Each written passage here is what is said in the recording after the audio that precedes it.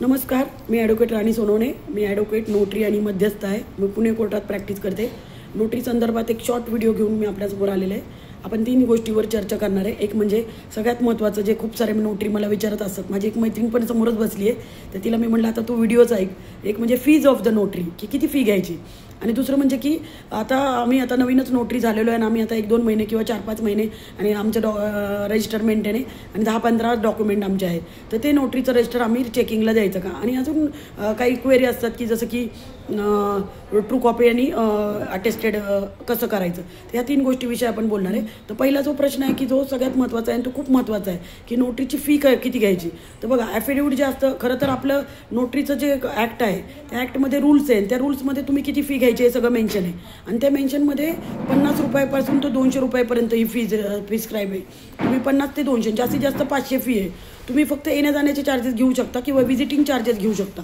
खरं तर नोटरीचे हे चार्जेस बदल करणं गरजेचं आहे. कारण आता आपण मार्केट व्हॅल्यू सगळ्याचीच वाढलेली आहे आणि आता सगळीकडे दरवाढ झालेले आहे. त्यामुळे नोटरीचे पण चार्जेस वाढायला पाहिजे. ते आपण करूया आता इथून पुढं नोटरी असोसिएशनच्या मार्फत. पण आत्ता जी फी आहे मी तुम्हाला थोडक्यात सांगते की कुठं किती फी घेतात. जर आपण ग्रामीण भागात गेलो किंवा जिथं कोणच नोटरी नसेल तिथं जास्त घेतात. जास्त म्हणजे एखादा ॲफिडेविट असेल तर तिथं 500 घेतात. आता आम्ही शिवाजीनगर कोर्टात प्रॅक्टिस करतो, तर शिवाजीनगर कोर्टात ॲफिडेविटचे आम्ही 100 घेतो. काही वकील 200 घेतात, काही वकील 500 घेतात. मग त्यामुळं अशा पद्धतीने फी आहे. बॉन्ड असेल तर 200 आणि हमीपत्र किंवा हे असेल तर 200.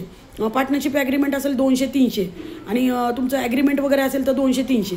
ॲफिडेविट असेल तर 100, डिक्लेरेशन असेल तर 100 आणि विल असेल तर 500 किंवा 300 किंवा पार्टी जास्त देत असेल तर, किंवा व्हिजिटिंग असेल तर त्याचे जास्त. तर अशा पद्धतीने हे चार्जेस असतात नॉमिनल. पण हे चार्जेस जे आहे ते ॲक्टमध्ये नाही आहेत. ॲक्टपेक्षा मी तुम्हाला जे घेतात नोटरी ते मी सांगते. मग समजा एखाद्या पार्टीचे तुम्ही जास्त जर चार्जेस घेतले आणि उद्या कुणी तक्रार वगैरे केली तर ते प्रॉब्लेम होतो. म्हणून तुमच्या नोटरी जो ॲक्ट आहे त्या नोटरी ॲक्ट बघा, त्याचे रूल्स बघा. त्या रूल्समध्ये तुम्हाला ते चार्जेस दिलेले आहेत की तुम्ही कोणतं ह्याचे किती चार्जेस घ्यायचे आणि त्या पद्धतीने तुम्ही चार्जेस घ्या.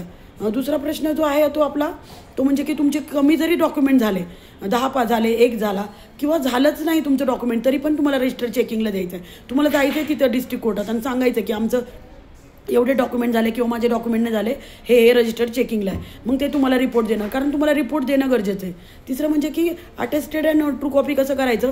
तर अटेस्टेड अँड ट्रू कॉपी प्रत्येक पानांवर गोल शिक्के मारायचं आणि शेवटी गोल शिक्का आणि ट्रू कॉपी किंवा गोल शिक्का आणि अटेस्टेड अशा पद्धतीने मारायचं.